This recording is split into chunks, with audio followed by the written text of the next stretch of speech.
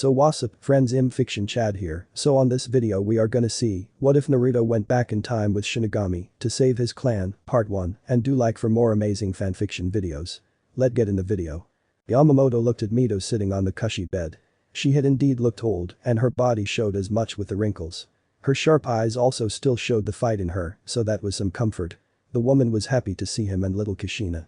The poor girl was surprised to see him and would have made a crack about Yamamoto being old if not for the fact they were going to see Mito. In fact, Kushina was happy they were since she didn't understand why she couldn't stay with Mito from the start. Not that it mattered anymore since Yamamoto had taken care of the particular issue with the Hokage. "You're looking well all things considered," remarked Yamamoto with Mito smiling at him. "I'm not too old to be completely bedridden, and I can still throw a means punch when required," replied Mito with Yamamoto smiled at her and the fact she hadn't lost the infamous Uzumaki wit. Still, it was time to get serious. "How have things been since Hiruzen took over as Hokage?" asked Yamamoto with his smile gone and frown now on his bearded face. "Bad. Konoha's showing a very ugly side of itself. I fear it will only grow and get worse long after I'm dead," answered Mito with Yamamoto nodding. "You have no idea, Mito. I wish I could tell you the truth, but I fear what it would do to your heart," thought Yamamoto to himself. Friends of the Uzumaki clan are thinning among the populace. Civilian and shinobi alike who I have come to know since being here are dead, on long-term missions, or have left Konoha because they see what I do. It hurts to see this place become less friendly to my clan, added Mito with Yamamoto growling in anger and gripped his staff tightly. "You still have your clan in Yuzu. You don't need to stay here for your twilight," offered Yamamoto with Mito smiling at him. "Thank you, but no thanks, Yamamoto-sama. My place is here. With Tsunade, Kushina, and with you in the house my husband built. The village we helped build," replied Mito as she smiled slightly at the memory of Hashirama and his constant devotion to her. "When you die, I am having your body sent back to Yuzu to be buried with honor." "You deserve that much," said Yamamoto with Mito looking slightly sad at hearing that. "Not with my husband," remarked Mito with her tone matching her face.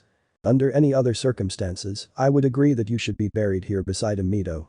But in these dark times threatening our clan, I dare not think what would happen to your remains if left here with those with questionable ethics," replied Yamamoto with Mito flinching since she had an idea of who he was talking about. "You know something? Something you're afraid to tell me. That you don't want Kushina or even Tsunade to hear just yet," deduced Mito with Yamamoto nodding. "Do you want to hear it?" asked Yamamoto with Mito slowly nodding. "I need to know," answered Mito with Yamamoto sighing.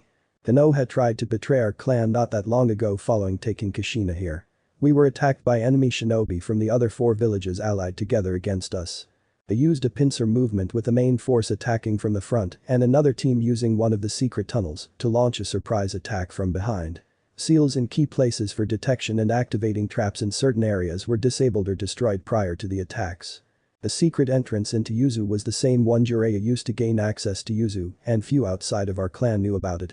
In fact, the only ones in Konoha who do know of it are you, me, Kushina, Jiraiya, Orochimaru, Hiruzen, his teammates, Danzo, and the Anbu escort Jiraiya came with during his short stay," explained Yamamoto with Mito looking worried and fearful of her clan losing members from such an attack.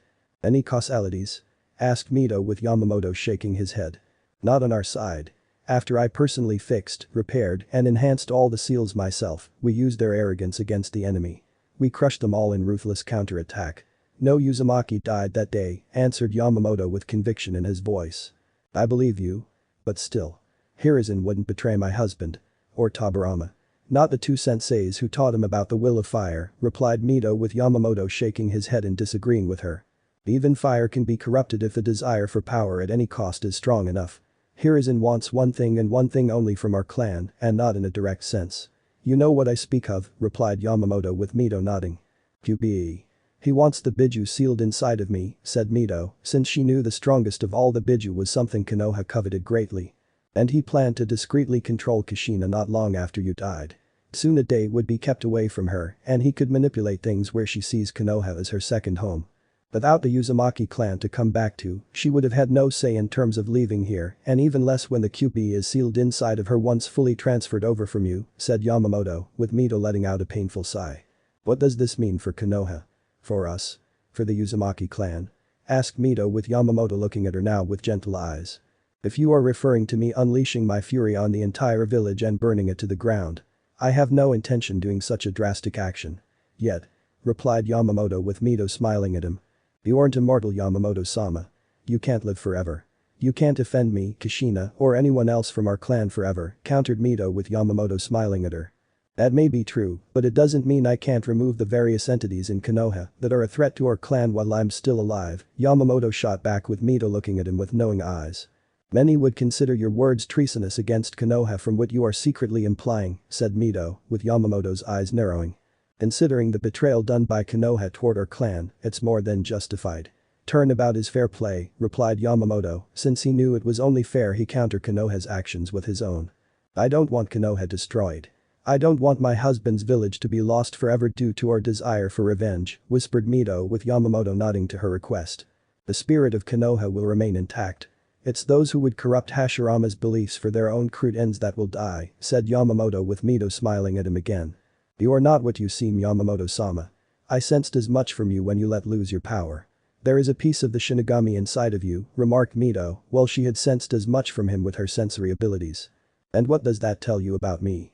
Asked Yamamoto while keeping his eyes on her. But you are indeed Uzumaki Yamamoto and yet not Yamamoto at the same time. I have studied our connection to the deity well enough to know he did something to bring you back to this world, surmised Mito with Yamamoto slowly nodding in admission. Do you want to know the truth? The entire truth? Asked Yamamoto with Mito thinking it over in her mind. Tell me everything slowly and carefully. If I cut you off, it is because what you were about to tell me is something even I shouldn't know or shouldn't be spoken for others to possibly hear, answered Mito with Yamamoto nodding. And slowly, he told her about a boy named Uzumaki Naruto.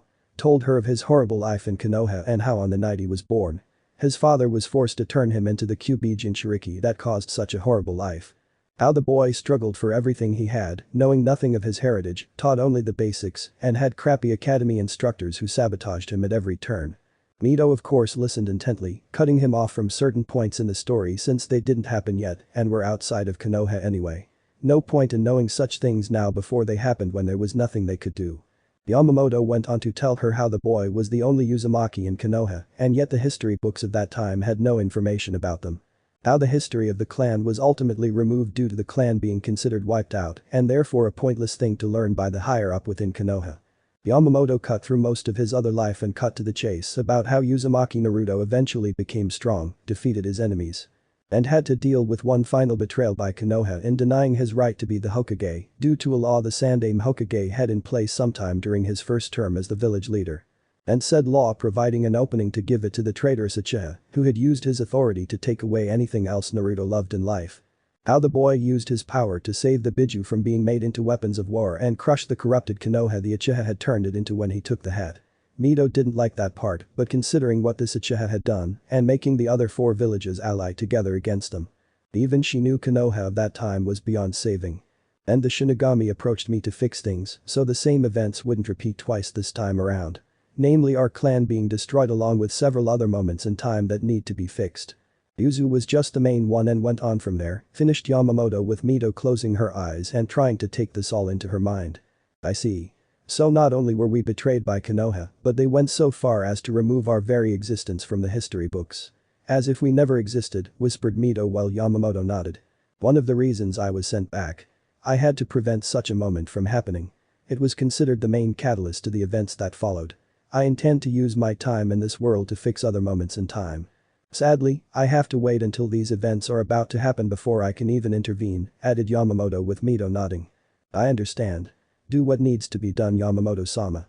The future of our clan and ultimately the world itself is in your hands, said Mito calmly while Yamamoto smirked at her. It wouldn't be the first time.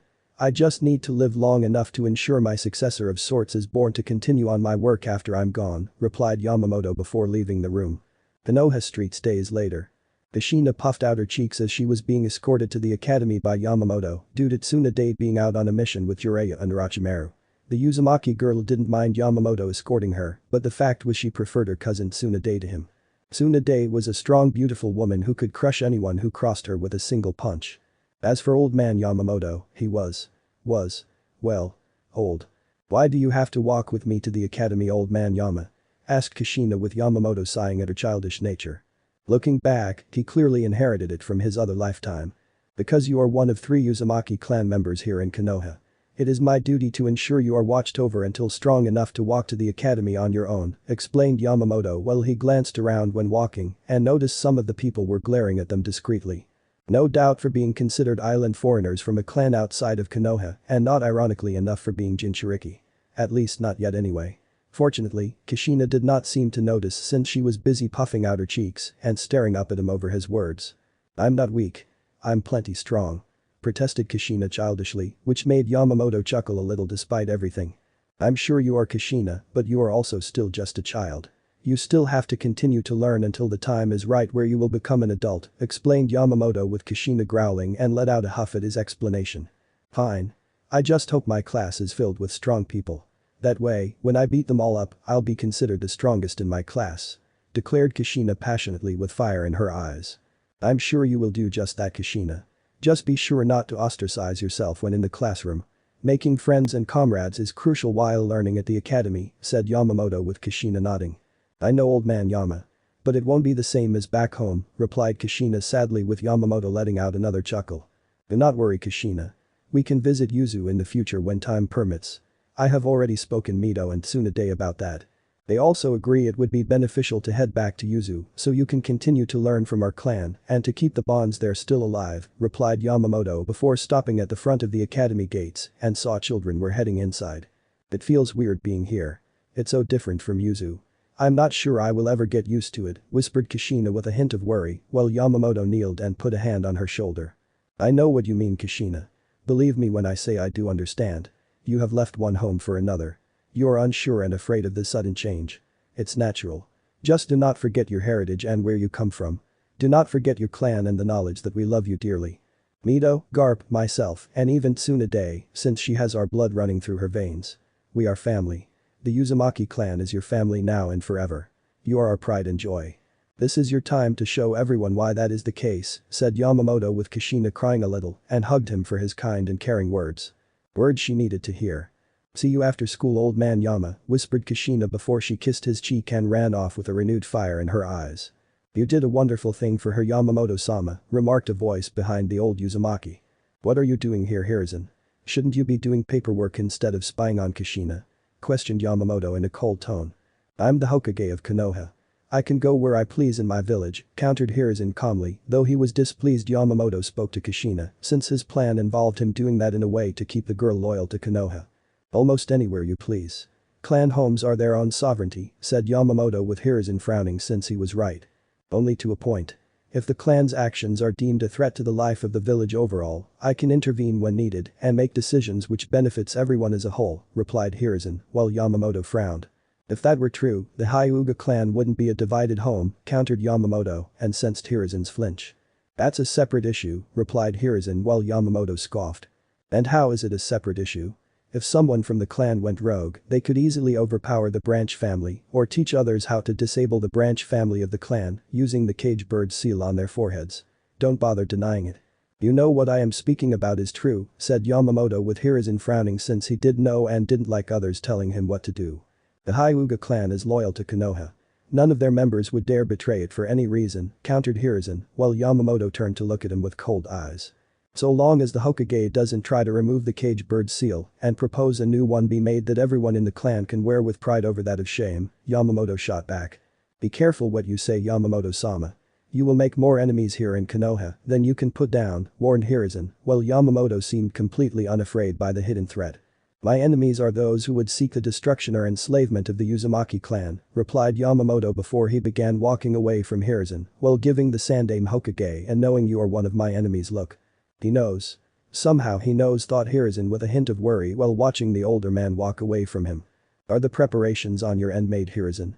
Asked Danzo, who appeared beside his rival currently deep in thought. Yes. I spoke to Jiraiya an hour ago. His spy network is ready to release the information to our enemies regarding the mission. It can't be traced back to us, answered Hiruzen after a second to remember what Danzo was referring to about the one mission he was interested in. Good. I have seen to it that Orochimaru will be in the village during that time for our given timetable. Provided our intended target is in place and all things are still kept on schedule, said Danzo in a cold tone. He will be Danzo. Him and his entire team are going to killed. For the good of Konoha naturally. Still, Tsunade will be upset over the loss, replied Hiruzen while Danzo scoffed at him. Senju or not, the boy is a tool just like Tsunade. All must be sacrificed for the good of Konoha, remarked Danzo while mentally adding except myself in that sentence. Careful Danzo. I might send you on an important mission where you don't come back, said Hiruzen, while Danzo scowled further. Unlikely Hiruzen. Like you, I am a tool handler. A weapon user. We are immune from such things. We use, mold, and break tools or weapons how we see fit. Everyone around us are expendable assets for the greater good. The only difference between us, my friend, is I can admit my feelings on the matter, countered Danzo, while Hiruzen turned to look at him. Unlike you Danzo, I at least try to show some form of respect to those who I have sent to their deaths. You do not. That is why I am the Hokage and you are not. Hiruzen shot back with Danzo snarling a bit at him. I still say Tobirama chose poorly, remarked Danzo while Hiruzen smirked. Considering it was the three of us that day, I think your opinion on the matter is rather biased, countered Hiruzen before walking away. But Yamamoto 1 week later. Yamamoto was sitting in a local bar, drinking some soothing tea when he saw the boy enter with his team. He could actually see why Tsunade thought his old self looked like her little brother. The similarities were indeed so close you would think the boy and one Uzumaki Naruto were actually brothers if they were both together in the same room around the same age. Senju Nawaki had the same shapely face Uzumaki Naruto had at that age, and even the same personality when he was with his team from what Yamamoto saw during his observations of the boy. The old man actually thought for a moment his future self had actually been born ahead of schedule, but shut that thought down soon after.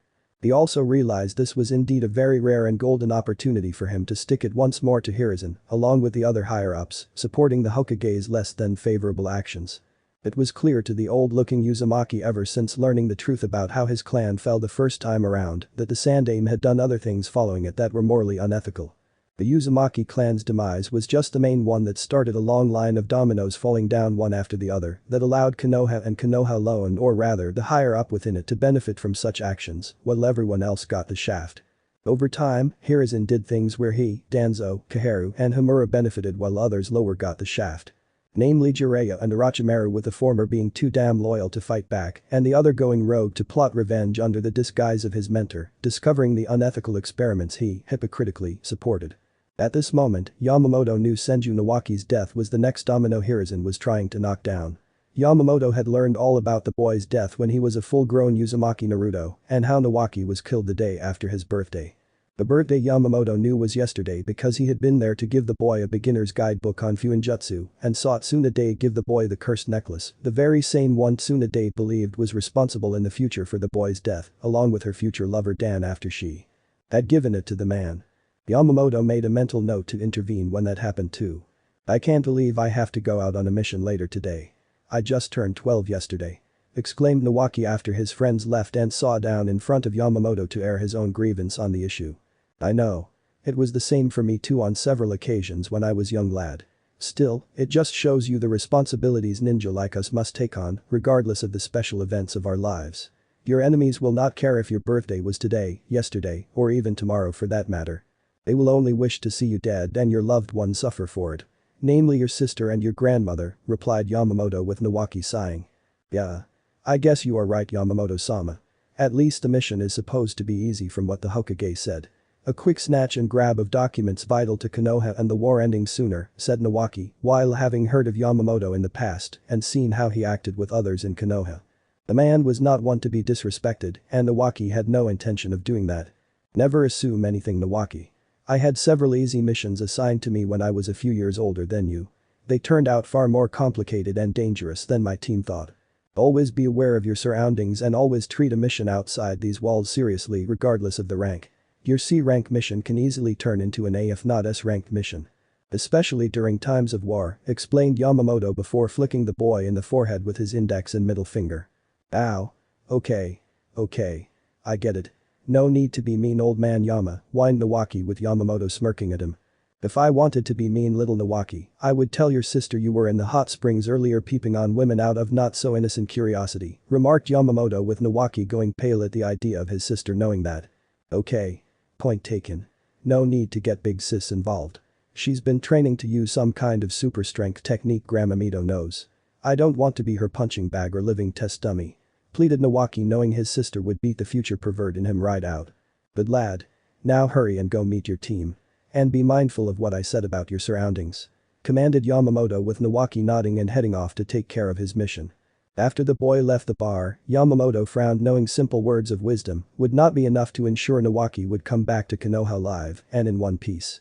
If he truly wanted to ensure the future of the Senju clan and mental stability of Tsunade staying Konoha. It was better for Konoha overall with her in Konoha instead of drinking and gambling for years on end outside of the village, with her skills lessening with each passing day. He would have to do something discreetly to prevent the boy's death and the death of Tsunade's lover to keep Shizune here as well. Nawaki sometime later. The boy was terrified. He had every right to be terrified. Senju Nawaki just had a near-death experience with a trap set to kill him and his team on this seemingly simple mission to retrieve documents. First, the documents themselves aren't even real, but fake. Second, his team is ambushed by 7 Iwanin intent on thinning out the Senju bloodline. And finally third, Nawaki was barely able to escape the explosive trap meant for them should things get that far. Had he not listened to Yamamoto's advice, Nawaki knew he would be dead right now and unable to be recognized except with the necklace Tsunade gave him. But his luck and the luck of his team won out. Even more so when all 7 Iwanin had been struck down soon after the surprise appearance of Uzumaki Yamamoto. The old man had his sword already drawn and without hesitation or mercy, he killed his enemies like they were nothing and sheathed his weapon before giving Nawaki a once-over. Before smashing the boy into the ground with his fist.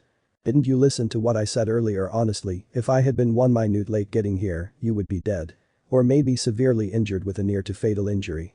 Of course maybe it would have made you realize your surroundings are crucial when on a mission. Exclaimed Yamamoto angrily while inwardly happy the boy and his team made it out in one piece. A little banged up but still alive with fully functioning limbs and other body parts. Ow. We did. That trap back there would have killed us if I wasn't paying attention to my surroundings. Like you mentioned earlier, remarked Nawaki while holding his head after the hit by Yamamoto. Had you paid full attention to your surroundings, you would have sensed the 7 Iwanin that were in waiting for the trap they set to be sprung.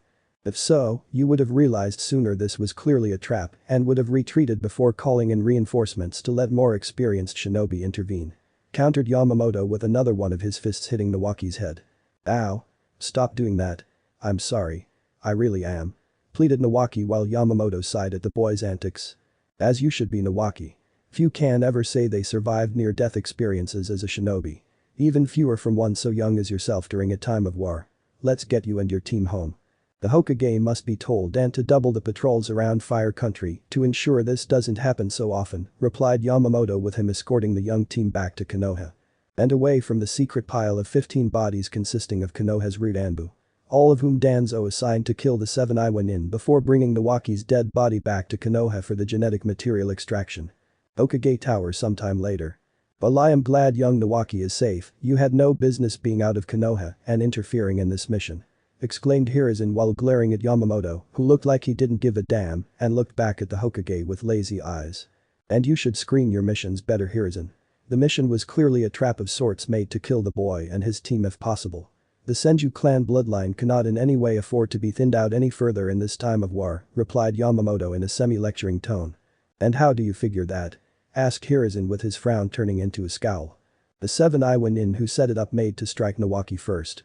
The use of the explosive trap was designed to kill the one among Nawaki's team who took point. Namely him. No one else was attacked by those Iwanin more than Nawaki was during the ambush. The others were hit with disabling attacks and jutsus, but nothing truly lethal. The same could not be said for my distant cousin. Had I not intervened when I did, you would have lost a member of the Senju clan and leaving Tsunade as the only one truly capable of bringing it back to its former glory. Stated Yamamoto with his eyes narrowing at Hiruzen. All the same, don't do it again, Yamamoto-sama. Tsunade and Mito maybe have your gratitude for such an act, but I don't. I will not have people in my village go out and do such things without going through proper channels. Namely me. Stated Hiruzen while Yamamoto stood up from his chair and looked down at the Hokage. This may be your village now that you are its Hokage. But make no mistake, Hiruzen, I will do what I must to protect my clan and my cousin clan from total annihilation. If you or anyone else stands in my way should something like this happen again, I will burn this village to the ground and relocate the survivors worthy of being spared my wrath back to Yuzu. Do not test me on this, Yamamoto shot back before leaving the man's office. The moment he did, the Sandaime Hokage slammed his fist on his desk. Damn him. He ruined everything. Orochimaru doesn't have the genetic material needed to begin his experiments in transferring strong bloodlines to others who don't have them. I suppose I could have one of the doctors at the hospital get some of it from him or even Tsunade if we're that desperate. But they will need an excuse for such an extraction, and Orochimaru isn't one to be denied for long. Especially when something stands between him and his goals to further scientific progress. Thought Hiruzen while hoping his former student would get the result they were all hoping for and thus pass on to Senju's ever infamous, as well as rare Mokuton bloodline. Namely to Hiruzen himself should the results show promise. It was no secret human beings can be envious and jealous of other human beings who wield incredible power. Even if that power was one of genetic design and not one forged from hard work. Such people made other people feel jealous. Hiruzen was no exception to this, as he was jealous of Hashirama and even Tobirama to some extent in the mastery of their elements. More so with Hashirama than Tobirama since the former could do what no others even within the Senju clan were able to do. The Mokuton. The very ability to summon trees and wood-based jutsus, not to mention the subduing of the Biju with ease. Kami, it was practically screaming at Hiruzen to take and call his own. The power to control other forms of power. To be like a god. Hiruzen wanted it. He really wanted it. Hence why Orochimaru was put in charge of the secret project. If anyone could figure it out and get results, it would be his prodigal student. Tsunade would never consent to such a thing due on her family being, secretly, used for it. Not to mention she was going into the medical field over the scientific one. And while the two occasionally intertwined on some level, Hiruzen knew that Tsunade would not go along with such an idea. Even from a medical standpoint due to the ethics involved with most people dying painfully from the body, rejecting the bloodlines inserted into them. Jiraiya couldn't do it simply because that wasn't the man's field of expertise, and Spy Master was more into peeping on beautiful women in the hot springs for his research than finding ways to transfer bloodlines over to others. Not to mention the man had the attention span of a fish the moment a woman with a nice figure walked into the room, and Hiruzen knew Jiraiya would practically demand an all-female staff to help him if he was remotely interested in such things. My route team I sent to retrieve the Senju brat's body were killed, commented Danzo from the shadows with a frown on his face. He's onto us. I don't know how, but Yamamoto is onto us, replied Hiruzen with a frown on his face. We should remove him immediately. He's a threat to Konoha and our future prosperity, said Danzo firmly with conviction in his voice. Agreed. But not now. Not until after Kushina has the QB transferred into her. Any sooner and we risk all three leaving for Yuzu and the Uzumaki clan, closing itself off with the most powerful of all the Biju in their village. Replied Hiruzen while Danzo scowled knowing full well the Hokage was right. I have been having some rude Anbu watching him since he arrived here in Konoha to oversee things regarding the transfer from Mito to Kushina. So far, he hasn't met with anyone privy to our plans for being the dominate power among the 5 shinobi villages, said Danzo, while Hiruzen frowned. And yet he knew about our plan for having Nawaki killed. That the mission the boy was sent on was in fact a trap. One we allowed to unfold and secretly help along, commented Hiruzen, while Danzo was puzzled by this too. A puzzle to be sure, added Danzo with Hiruzen not liking this one bit. Just keep an eye on Yamamoto for the time being Danzo. The real issue with getting the genetic materials from our prime candidate is only a minor setback at most in this case. We can always spring another trap on Nawaki in the future or use another discreet means of getting what we want from him. It won't be easy, but the things we want in life are, for the most part, usually hard to obtain, commanded Hiruzen, while Danzo nodded and left via the shadows of the room. Uzumaki Mito's room. You saved my grandson. Thank you Yamamoto-sama. I don't think I could take such a loss at this point in my life, remarked Mito, while Yamamoto nodded since he knew she loved her grandchildren and wanted to see them reach their full potential. It was an honor Mito-sama. The boy has spirit and should be allowed to grow as such with it intact in the years to come, replied Yamamoto before his demeanor became more serious. And yet that is not everything you wish to tell me regarding this matter, added Mito in a serious tone since she sensed his emotions become more negative. I encountered poisonous roots lying in wait Mito-sama. They were waiting for the boy to be killed, whispered Yamamoto with Mito frowning. They wouldn't dare try that. Even Danzo and Hiruzen wouldn't stoop so low as to kill the grandson of their 2 senseis, countered Mito, while Yamamoto shook his head. When it comes to the quest for power, personal ties have little strength against greed and ambition for obtaining desired goals, Yamamoto shot back. I see. I'll speak to Nawaki and ensure his training regiment is increased. The same with Tsunade. I won't have this happen again while I'm still alive, remarked Mito while she saw Yamamoto looking at her with sad eyes. I'm sorry to say this to you Mito-sama, but given how I stopped this moment in time from happening, chances are they will wait just that long before trying again. My only advice to you is to keep on living. The longer you live, the greater the chance of Nawaki and Tsunade getting strong enough to hold off against such an attempt in the future, said Yamamoto with Mito nodding. I need you to do something for me after I die. It involves the Uzumaki shrine. The one holding the masks connected to the Shinigami, replied Mito before she told him what to do, and Yamamoto nodded since he could make the arrangements with Garp easily. The last thing they wanted to do was leave such powerful items in the hands of people who betray their closest friends for power. Konoha meeting room several years later. We need these medic nins out in the field, Hokage-sama.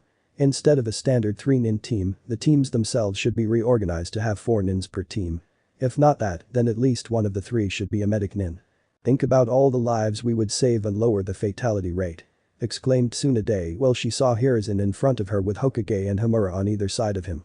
Not far from her was one Uzumaki Yamamoto, who glanced at her from his position as the Uzumaki clan representative, now that Mito had died of old age. She of course had successfully transferred the QB to Kushina in secret and under the watchful eyes of the oldest Uzumaki in history. Kushina was devastated in hearing what she would have to become, since she heard the stories of how other Jinchuriki from the 4 shinobi villages were mistreated when they weren't being used like weapons. How they were all shunned by their villages and some of the people from within even tried to kill them for it. Yamamoto and Mito had been there to comfort the girl, telling her it was alright to be upset and not to worry since she still had the Uzumaki clan in Yuzu. Not to mention she still had Tsunade and Nawaki from their cousin clan. Thankfully, no one except a rare few outside of the clan know the truth. In fact, aside from myself, Tsunade, and Nawaki. Only the 3 people in front of us, Danzo and Jiraiya, know the truth. Orochimaru might have been told by Hiruzen as premeditated warning should the snake get into a fight with her in the future. Of course that is me being optimistic here. Danzo more than likely told his most trusted of Rootanin about Kushina, and I wouldn't put it past Homura or Koharu to blurt it out to some people they knew would keep it a secret yet still hate Kushina all the same. Slowly planting seeds of distrust and dislike among the higher-ups to make things difficult for the Uzumaki clan when we ask for Kushina to come back to Yuzu for visits, thought Yamamoto while he gave Tsunade a supportive nod to her idea. We can't right now, Tsunade. We are still fighting a war with Iwa and Kumo. Kiri may have backed off for now, and Suna is considering a ceasefire altogether in light of the political climate within Wind Country changing. But the fact remains we don't have the time or financial means to fund such a project. We have no way to properly train medic nins for the field or configure them into deployment after we did. When the war is over, then the option to fund the project will be considered reopened and we'll proceed with it when the time is right. Not beforehand, replied Hiruzen while Tsunade looked angry and shocked the Hokage that was her sensei would say no to this idea. I support her motion, Hokage-sama. With such medic nins in the field, we can easily keep the fatality rates down.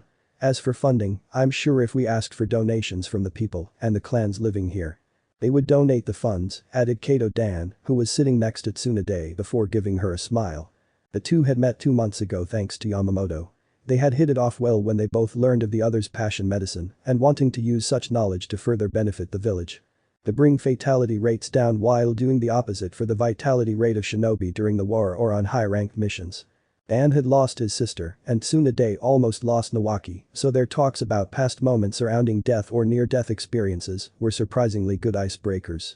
In fact, the two were now greatly considering seeing each other on a romantic level. And man was it slowly pissing Jiraiya off something fierce. The Hokage's answer is no. Funding aside, this war is not giving us time to train medic nins for the field and an attempt now would risk losing such skilled shinobi at the hands of the enemy, said Homura in a stern authoritative tone. Furthermore, the medic nins are meant to be kept behind enemy lines and away from the battlefield. If they were caught or captured, the enemy village could ultimately try to get key pieces of information out of them by torture and interrogation. They will become the weak link in the team and thus the plan itself to involve them in shinobi teams is a flawed one, stated Koharu while Tsunade grit her teeth in anger while the meeting soon ended and everyone was leaving. Bastards. They see this more in terms of face value in the short term over the long one. If medic nins are well trained, they wouldn't be the weak link. They just don't want to take the time and effort to make this program a reality. Stated Tsunade angrily while the man beside her known as Kato Dan smiled at the woman. I agree with you, Tsunade. It is unfair that the Hokage and his advisors shot down your idea for adding a medic nin to shinobi teams. I bet Kumo and Iwa would be throwing a small party if they found out about the Hokage's foolishness, said Dan while joking at the end. I'll petition my idea again and again until sensei finally sees things my way, whispered Tsunade while Yamamoto walked over to them. Your former sensei is a stubborn man, Tsunade. Do not be surprised if he keeps saying no even after the end of the war. To him and the others, such an idea requires a great deal of time and money. All of which Konoha does not want to waste on what they consider to be wasteful ideas, remarked Yamamoto with Tsunade grumbling. I bet sensei would have taken my idea into account if Orochimaru was in that room and the one who proposed it to him, remarked Tsunade angrily, knowing Orochimaru pushed for a lot of top secret and also expensive projects through with Hiruzen, listening to all of them with interest. Regardless, I am sure your medic nin program you want can find itself useful in other places outside of Konoha, replied Yamamoto with a knowing smile. You mean? In Yuzu? Sure it would. But wait.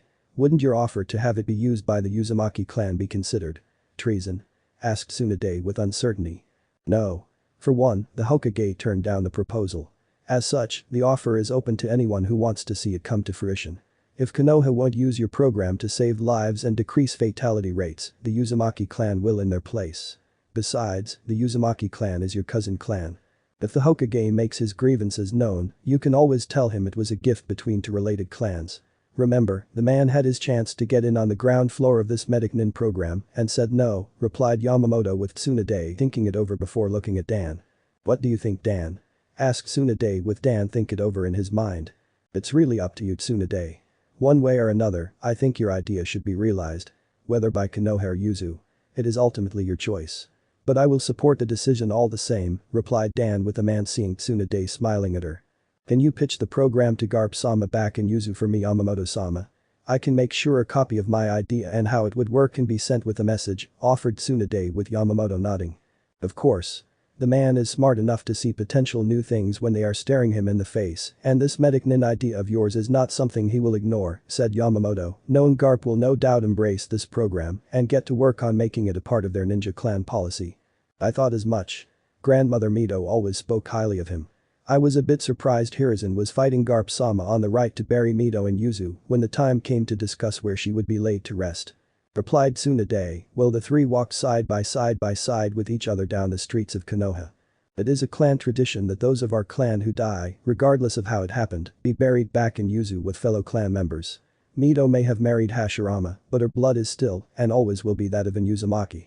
Hiruzen had no right to deny my clan Mito's body, remarked Yamamoto, while having been there during that meeting with Hiruzen and Garp, while making sure the Hokage didn't know the exact route the angry Uzumaki clan head would be going down when heading for Konoha.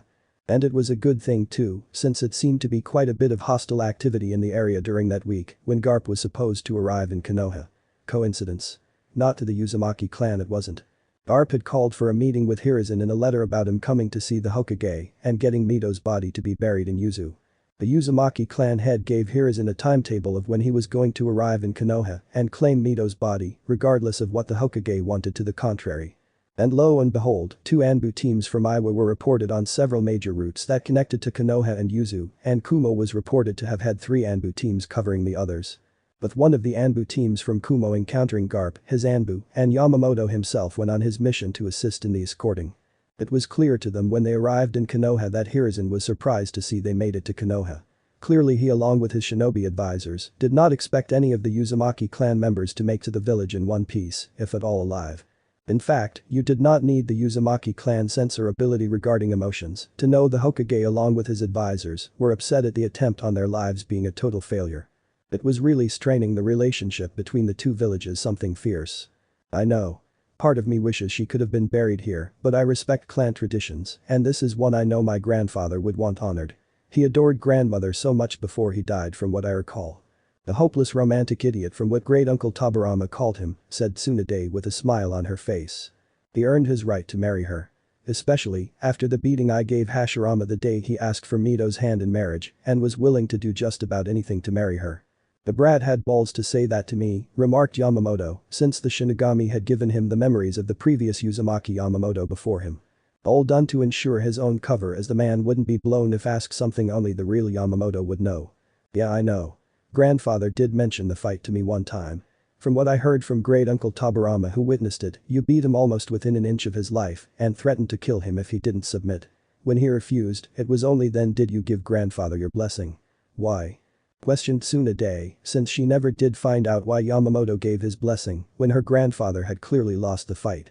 Because Hashirama refused to stay down no matter how bloody I beat him. I saw it in his eyes at the end. He had heart, courage, and conviction surrounding his love for Mito. Your grandfather was willing to die for Mito, even if it meant never marrying her if I had landed that final blow. I saw a man willing to stare into the face of death for a member of our clan. That in itself made him worthy. A lesser man or anyone else who claimed to have loved her would have just submitted and given up the fight. Hashirama proved his worth that day. Anyone who lays down and submits to the enemy when the ones they love are on the line in some shape or form are not worthy in my eyes.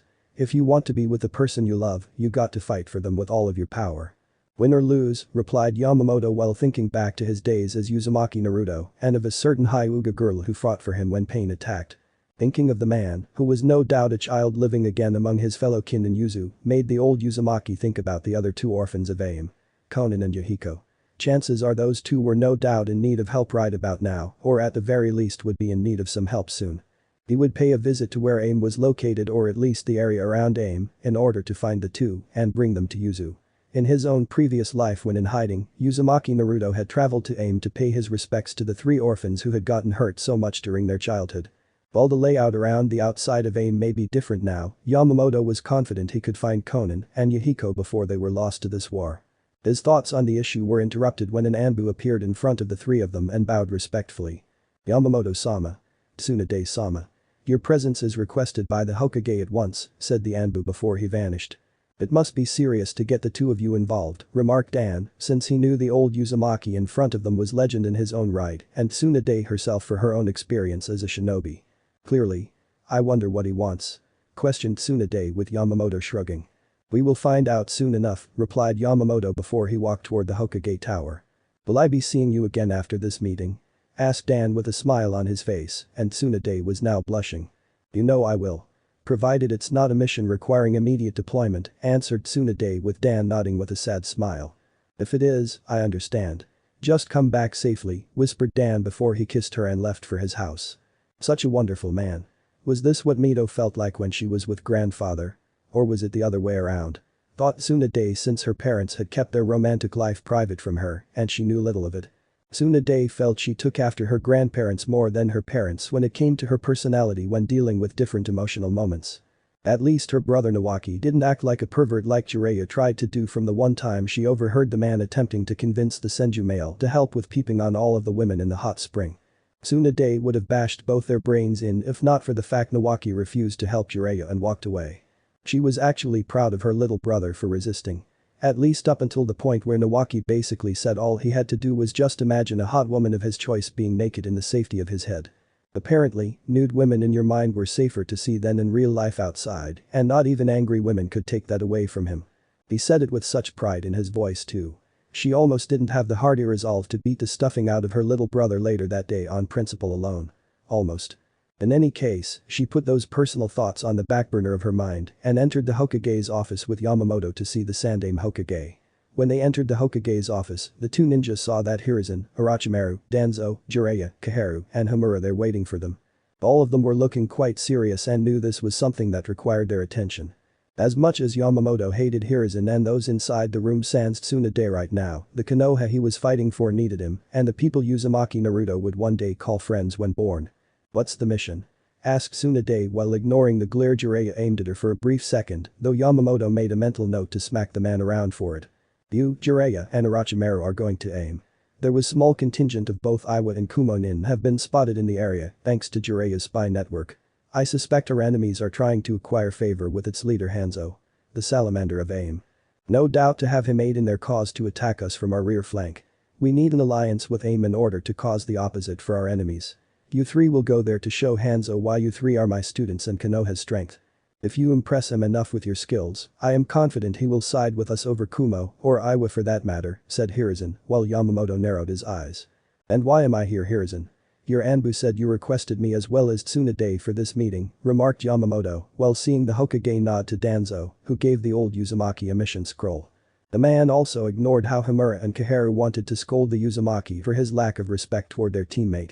You are going to AIM as well, Yamamoto-sama, but for a mission far more dangerous in its design. In the event my students fail to meet Hanzo's expectations and he decides to side with our enemies. You are going to kill Hanzo and his supports, answered Hiruzen with Yamamoto scowled slightly since this mission given to him was extremely fishy for his tastes. Why send me? Why not send Danzo? Or a team of highly trained Anbu? questioned Yamamoto since he knew Hiruzen well enough to know that sending someone of his level was overkill. It was like sending a fully trained Jinchuriki with control over the Biju's power to fight an infant barely able to walk. Are you questioning Hokage-sama's orders surrounding this mission, Yamamoto-sama? Questioned Hamura in a disapproving tone. Such a thing could be considered treason, remarked Kaharu while glaring at Yamamoto with dislike in her eyes. I question the reason to send me. Not the mission itself. It's overkill. Not only that, but what will happen in the off chance I failed my mission after they failed theirs? AIM will see the Konoha and Uzumaki clan as its enemy. AIM is closer to Yuzu than any of the other shinobi villages and thus make things problematic for my clan. I have no intention of making my family a bigger target during this war, countered Yamamoto while giving Hiruzen's teammates a glare. Are you not up to this mission, Yamamoto-sama? Given your age, no one would think any less of you, challenged Hiruzen while Yamamoto's eyes narrowed in on him. Do not speak to me about age when compared to your weak monkey ass. Even now, I could take on everyone in this room and still have more than enough strength to flatten this village into nothingness.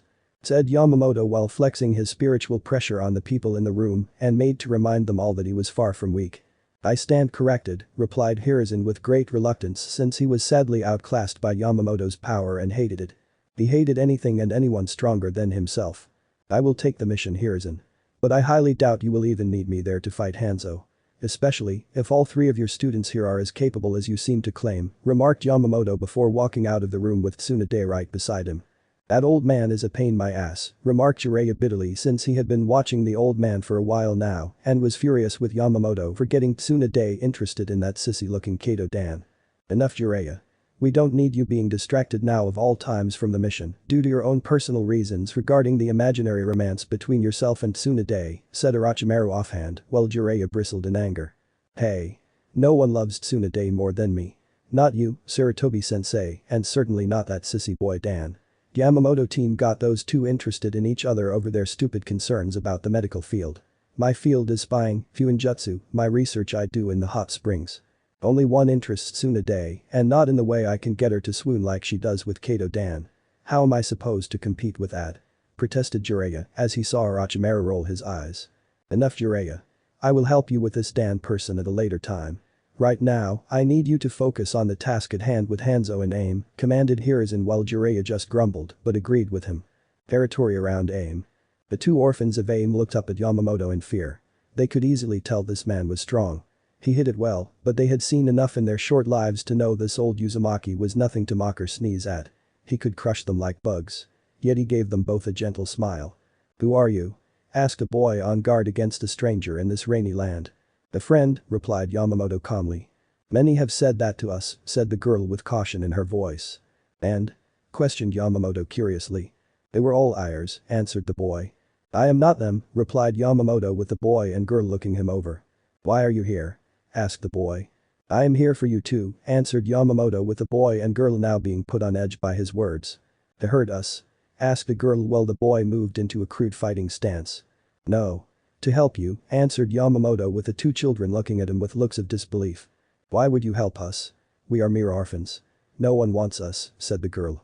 It is because you are orphans that I wish to help you, countered Yamamoto with both children looking at him in confusion. That doesn't make any sense, said the girl, while Yamamoto let out a huff of annoyance. The reason you are orphans is due to the war between several shinobi villages.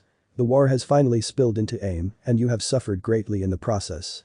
I am here to help ensure you do not have to suffer anymore, replied Yamamoto with both children unsure if he was lying or telling the truth. And how do you intend to do that? Asked the boy. By taking you both with me back to the Uzumaki clan in Yuzu. To become members of our clan, replied Yamamoto with the boy and girl looking unsure. The Yuzu? Asked the girl. Yes. I assure you both this is a genuine offer. If you say no, I will understand and will leave you two alone to your own devices here in AIM, replied Yamamoto with both children looking at each other. Why are you doing this for us? Why not the other orphans roaming around AIM at this point? What makes us so special? Asked a boy since he figured there was more to this moment than they were led to believe. You both have amazing potential to do something with your lives. For good or ill. I wish to see you both reach that potential for the good of all the world, said Yamamoto with the two children looking at him with cautious yet hopeful eyes. I heard if a member of a clan swears on their family honor, they have to follow through with it no matter what. Is that right? Asked the boy. Yes. And the Uzumaki clan, which I am a part of, take such honor very seriously, said Yamamoto with both the girl and boy looking at each other again. Do you swear on the honor of the Uzumaki clan that your intentions in taking us away from AIM are for the right reasons? That this isn't some kind of cruel trap for some sick, twisted, and perverse enjoyment in seeing us be abused in some manner? Questioned the boy with Yamamoto nodding. I swear it on my honor as a member of the Uzumaki clan and on the souls of my clan's ancestors, dating back to the time of the Sage of Six Paths himself, replied Yamamoto without hesitation and saw the two children lower their guard. My name is Yuhiko, said the boy now identified as Yuhiko. I'm Conan, said the girl now identified as Conan. And I am Uzumaki Yamamoto. Actually my full name is super long, so I decided to just keep it short at Yamamoto, replied Yamamoto offhandedly at the end. How far away is Yuzu? Asked Yuhiko with Yamamoto stroking his long beard. It is a country surrounded by water. An island country actually. It's far away from AIM, but not too far. Well over 2 weeks if we move fast enough, answered Yamamoto with both children looking a little upset. They had to travel 2 weeks with little to nothing to Yuzu. Hopefully, this trip would be worth it the long wait. Konoha Hokage's office weeks later. This is inexcusable sensei. He left the 3 of us to fight Hanzo. And for what? All for 2 measly orphans he took pity on. Exclaimed Jiraiya while Orochimaru and Tsunade were in the room listening to him complain. I too must admit sensei, Yamamoto's action in abandoning us during the mission is most disheartening. This cannot go unpunished, added Orochimaru, though he only added to Jiraiya's defense simply out of his pride being deflated after the defeat he suffered at the hands of Hanzo. Oh, get over yourself. Both of you. Yamamoto-sama shouldn't have gone with us in the first place. Him being there was overkill, and all 3 of you know it, replied Tsunade, while she saw the 2 men in the room trying to have their egos tended to by their sensei. You wouldn't say that if Hanzo killed one of us or was about to kill you. What if your precious Dan or Nawaki was there? And Hanzo killed them? Would you be defending him then? Asked Jiraiya before he was floored by Tsunade with her fist to his face. First off, do not speak to me like that about Dan or Nawaki again. Second, they weren't part of our team, and Yamamoto-sama knew that from the start when he was here for that mission briefing. Third, I know Yamamoto-sama would have never allowed it to get that far with us dying. He clearly had faith in us to get the job done with Hanzo regardless if we won or lost our fight. And finally, Yamamoto gave 2 orphans who suffered in this war, partially because of us, a place to live and be loved in Yuzu. It was a loving act and you should show him respect. Said Tsunade while she saw Jiraiya on the ground. Sadly, she has a point. Jiraiya thought Hiruzen knowing his student deserved that hit, no matter how much he wanted to scold Tsunade for it. Getting back to topic at hand sensei. Are you going to punish Yamamoto-sama for his abandoning of his mission in AIM? Questioned Orochimaru curiously. Hiruzen was silent for a second to consider his action on the matter. On the one hand, he could try to impose some form of punishment on Yamamoto for what he did in AIM. On the other hand, if Hiruzen did that, he would have to reveal why Yamamoto was there and the mission the Uzumaki was sent on wasn't what you would call sanctioned. The Sandaime Hokage had made it seem like mission was when Yamamoto had first decided to question the reason for him being in there. But in truth, the mission was designed to smear the honor of the Uzumaki clan and make Yuzu an enemy of AIM in the future. I need time to think about my decision. The Uzumaki clan will no doubt fight me on this since they know what Yamamoto did when bringing the orphans to Yuzu. The thing's strained between us as it is. I don't know if punishing Yamamoto would be good for us right now, said Hiruzen, while needing to discuss this with Danzo, Hamura, and Kaharu before reaching a decision. Seeing Tsunade nod and leave, Hiruzen saw Orochimaru do the same while giving the Hokage a knowing look before leaving the office. This of course left Jiraiya, who was not done yet after getting off the ground. I want that sissy boy Kato Dan dead, said Jiraiya tactlessly, while Hiruzen raised an eyebrow at him. The one you keep saying Tsunade is seeing romantically? Questioned Hiruzen while Jiraiya nodded. I know she is. Or soon will be anyway. She's getting all lovey-dovey with the guy and it's not fair. I loved Tsunade since we were kids. Yet she rejects me for this skinny, bleeding heart. Idiot. He'll ruin her. We need to remove him from the village and Tsunade's heart before he has that chance. Stated Jiraiya angrily at his former sensei. Tsunade will clearly be devastated if Dan dies. Jiraiya. What about her feelings on this matter? She will not be so emotionally vulnerable that your advances will be accepted like you think. Jiraiya, questioned Hiruzen, while Jiraiya scoffed. Tsunade doesn't know what she wants. She doesn't need some wimp like Dan in her life. She needs a guy like me. A manly man like me. Someone who can take care of her every need. I just have to show her the cold hard painful truth and I can't do that unless Dan is removed from the picture, countered Jiraiya while Hiruzen sighed. And what if the two getting together helps produce children to further carry the Senju clan line? Questioned Hiruzen before Jiraiya surprisingly glared at him with surprising anger. No one is allowed to get Tsunade pregnant but me. Understand sensei, not Dan. Not Orochimaru. Not some guy on the street looking too lucky. Me. Exclaimed Jiraiya while he had a crazed look in his eyes. I'll look into it, Jiraiya. There are some missions we might be able to use for what you have in mind. I'll have to look at them to find the most promising solution to the little problem surrounding her. Love life, replied Hiruzen, while Jiraiya just nodded before leaving via the window. Tsunade is mine and mine alone. No one will stop me from swooping down and laying claim to my hyme. Not Dan and certainly not that old geezer Yamamoto. He was the one to get Tsunade and Dan together. I have to make sure he doesn't interfere in my plans to rip them apart. Thought Jiraiya angrily at the idea of Dan being with Tsunade and having a happy life together. Jiraiya would ensure his hyme loved him and no one else. Even if he had to kill everyone Tsunade loved around her. Thanks for watching guys, I hope did you enjoyed this. If you do please do a like, share and subscribe, bye.